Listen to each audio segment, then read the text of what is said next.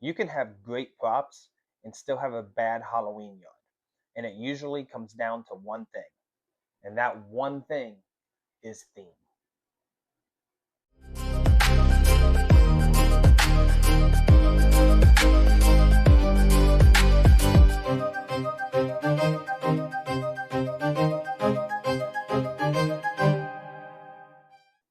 One of the biggest mistakes that I see people make every year is that they believe if they go out and buy better props, that it's just automatically going to make their yard display a better Halloween display.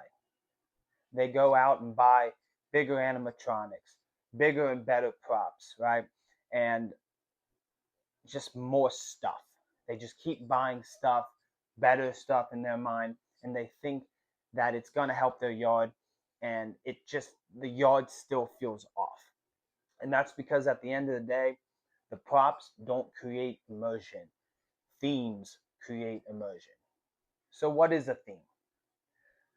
A theme isn't just a graveyard, skeletons, zombies, clowns, right?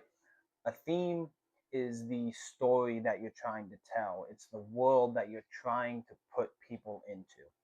And it's going to answer questions like, where are we, right? Why is this prop here? Why are these props here? What time period is it set in? And what's supposed to be happening in this space, right? And if those questions don't have clear answers, the yard's gonna feel random, right? Even if the props in and of themselves look cool, there's not gonna be any cohesiveness, and it's gonna be confusing. So why don't props alone work, right? You hear the saying often that any prop is better than no prop, but random props don't work well together. If you have a skeleton, a witch, maybe a clown, right?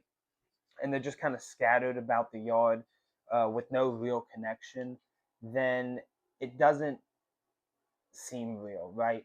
Our brains don't work like that. Our brains aren't going to see that as scary, right? We're going to look at it and go, that looks like the aisle at our local spirit Halloween, right? And that's just not the vibe that you want to give in your Halloween yard, right? Uh, People may not consciously know what's wrong or why it's wrong or something like that, right? They're not gonna maybe recognize it, but it's gonna feel off. And if it feels off in someone's mind, it just throws the entire yard off completely. Now, the best Halloween yards I've ever seen all do the same thing, and that is that every prop has a reason for existing, right? In a themed yard, the lighting matches the mood. The props are going to support the story that you're trying to tell. The spacing, although maybe random, it can look intentional, and that nothing feels out of place. There's no sore thumb in your scene. And that's why smaller, well themed yards will oftentimes be better than bigger yards that have a bunch of random stuff in it. So take a graveyard theme, for example, right? A skeleton makes sense. Uh, Gravestones make sense. Fog makes sense. But if you take an inflatable, right, or a bright, colorful prop, and you drop it right somewhere in that scene, even though it's cool, it breaks the illusion, and the viewer doesn't stop to analyze that. If anything, they kind of ignore it, and they kind of their brains tell them that something is missing. There's a gap within your yard, and it just breaks the spell that you're putting these people in. So when you're planning your next Halloween yard, ask yourself one simple question: does this prop match the story that I am trying to tell? And if not, doesn't mean the prop is bad. It just means that maybe that prop belongs in a different display, right? This mindset alone will help you improve your Halloween yard decorations.